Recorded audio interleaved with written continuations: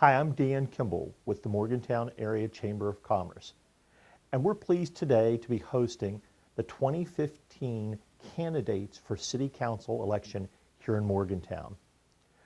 We want to begin by asking you to remember to get out and vote. The election is in late April. We want your voice to be heard. But today, we want their voices to be heard. And so we've invited them to come in and share with us on some areas of economic development, community infrastructure, and the future of Morgantown. We welcome them. We're thankful that they've taken the time to be with us. We hope you enjoy it. Our next candidate is Marti Shamberger from Ward 5. Hi, my name is Marti Shamberger. I've been a resident of Morgantown for over 30 years. I'm married to Tom, who some of you may know. We've been married for over 36 years, and we have 2 children, Logan and Caroline, who attended Woodburn Elementary, Suncrest Middle, and Morgantown High School. Currently, I'm a caregiver for my parents.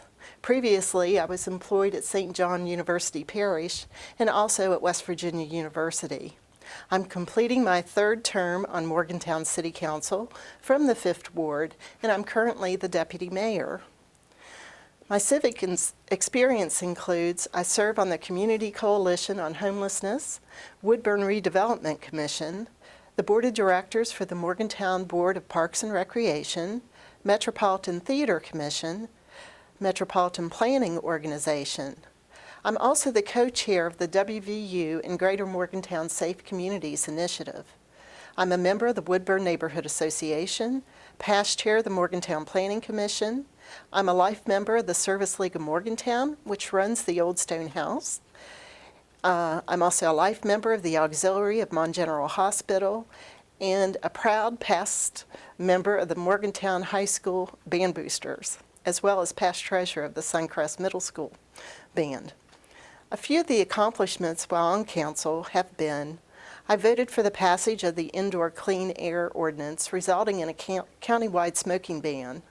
I also advocated for single-stream recycling for our residents. I voted for the adoption and implementation of the comprehensive plan and voted for the purchase of the Paul Preserve property in Jerome Park, which resulted in a park there, as well as the Woodburn School property, which was protecting the last large green space in our city.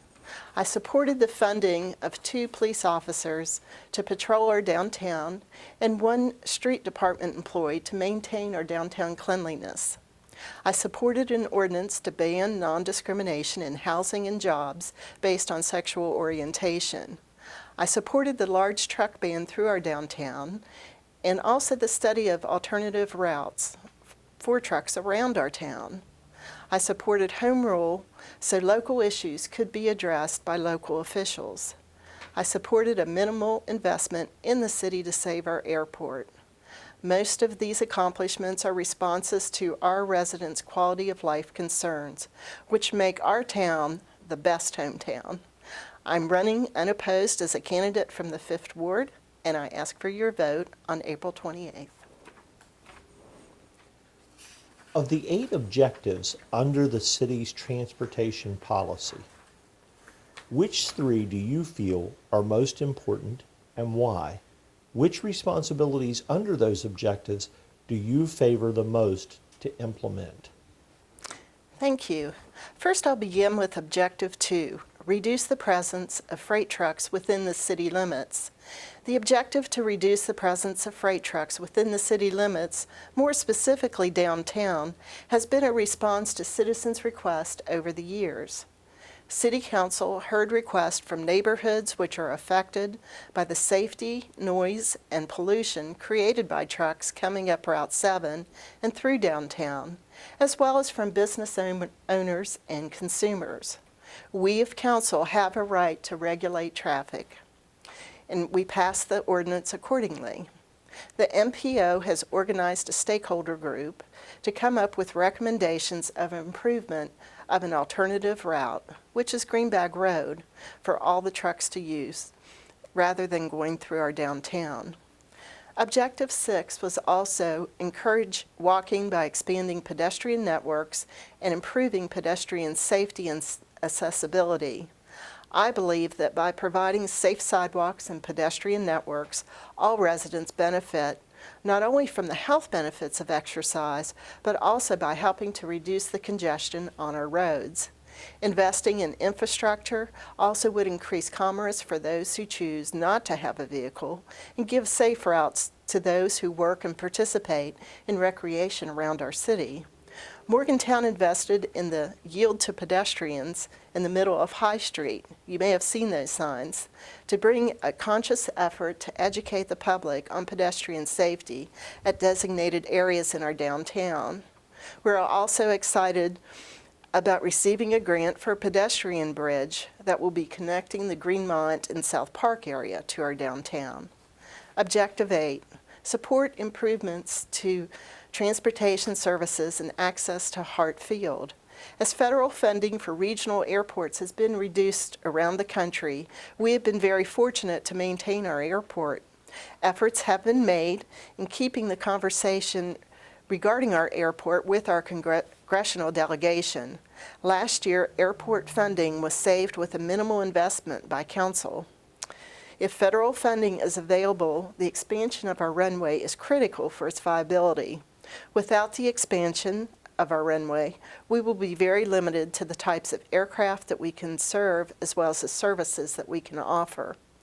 A viable airport is key to any economic development. We also have the opportunity to build a technology park at the airport, which could be another economic driver for future development. I believe all these objectives are important for the viability of our town. Of the 7 objectives under the city's Community Facilities and Services Policy, which 3 do you feel are most important and why? Which responsibilities under those objectives do you favor the most to implement? Objective 2, maintain and expand parks and recreational facilities and programming. I am proud to be a part of this City Council that sees the value in adding parks in our community. During my tenure on council, the city has assisted with the funding of Paul's Preserve Park in the Jerome Park neighborhood and the purchase of the Woodburn School property, which included a playground walking trail as well as 3.5 acres of green space in our city. Both purchases not only added viability to the adjacent neighborhoods, but value to our city. Being on the Bow Park Board of Directors, I can say that we are currently looking at updating and implementing our Bow Park Master Plan, evaluating facilities and what the community desires. For example, a recreation center is key to what's been suggested from a budgeting point of view, with the city budget providing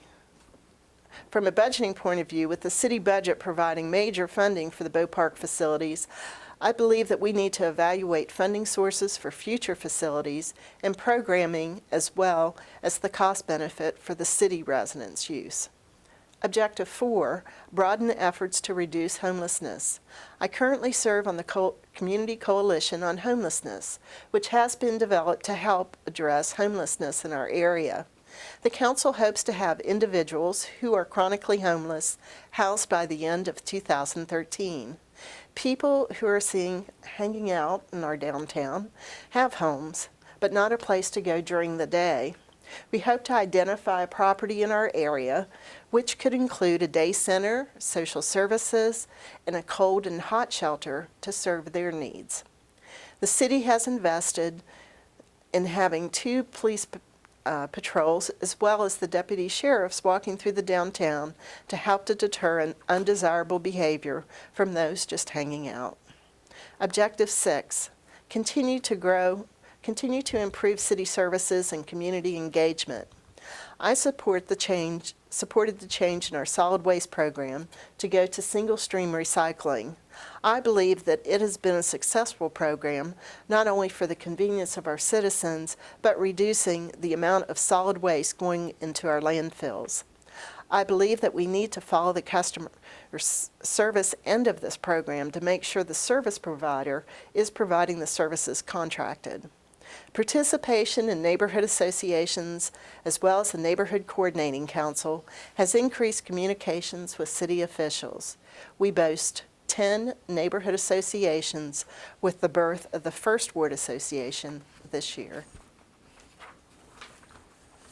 Of the 7 objectives under the city's economic development policy, which 3 do you feel are most important and why? Which responsibilities under those objectives do you favor the most to implement? Objective 1, promote investment in infrastructure. Solid infrastructure is something that affects everyone who lives, works, or visits our community. The city is fortunate to have many roads on its paving list this year to be resurfaced with such a harsh winter. The challenges that our city faces is not only topography, but the intermingling of state routes throughout our town and the public not knowing if they live in the city or not. For instance, many people called me this year to come and fix West Run Road and Stewartstown Road, but those are not in our city.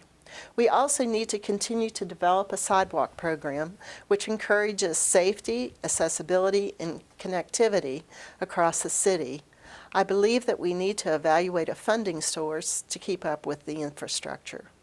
Objective 4, stimulate and support small business and entrepreneurial activity. I believe that the success in most towns is the investment in the small business owner. Local business owners have a vested interest in the community, the economy, and the future growth.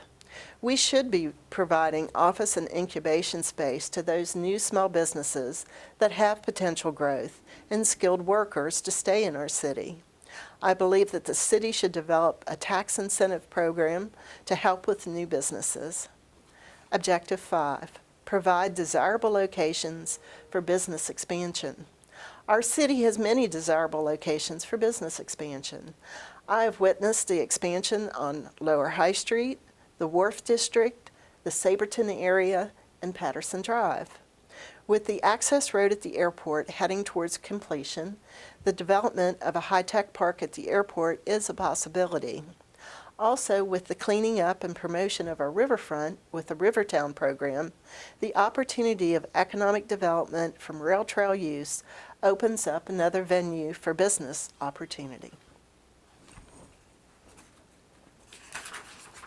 In what way would you build trust between the city council and those who elected them, between council and WVU, between the developers and council, between the State Division of Highways and council, between trucking companies and council, between community services, fire and police, and the community and university?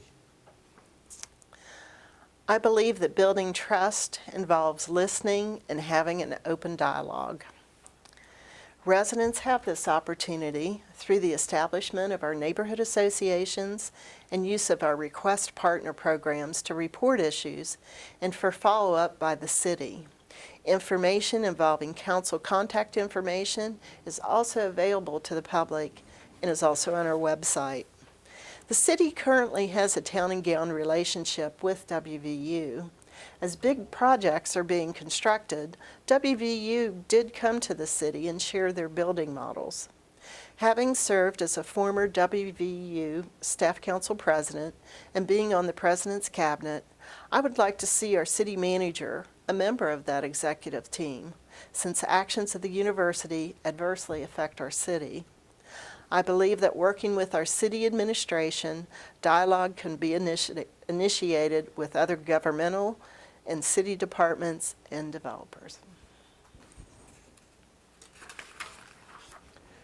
The Chamber is obviously interested in a vibrant downtown. What ways do you believe the downtown can move forward to further enhance business development while being the welcoming point of the community to attract people to shop, dine, and engage the arts community? City Council has supported the funding of beautification, lighting, an additional public works employee to our downtown, and additional police patrols, as well as funding of Main Street Morgantown to enhance our downtown. We have also had a major investment in the Metropolitan Theater, increasing the arts and theater activity. The farmers market enhancement also brings visitors to our downtown. In 2014, there was a passage by a House bill. There was a House bill that was passed that banned the sale of synthetic hallucinogens in our downtown, and I believe this had a dramatic decrease in drug activity, therefore making our downtown more attractive. I believe by participating in the Safe Communities Initiative and looking at accident prevention, we can also assure visitors of safety in the area. Creating a safe, clean, beautiful appearance should certainly make our downtown most inviting to any small business. What specific skills do you bring from your private sector job that you believe would be beneficial for a member of council, particularly as it relates to small business interest in our community? I have had the experience of working in both the private and public sector. The experience that I bring is supervisory experience, cost control, and financial accountability. I have had the challenge of staffing a small business with volunteers, competing in a small retail market, maintaining the facilities of a historical site, competing with grant applications, and working within the guidelines of city and state building codes. I have had the challenge of handling customer concerns over parking and safety.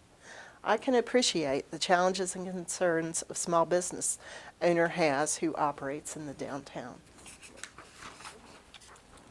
Morgantown was recently granted home rule status.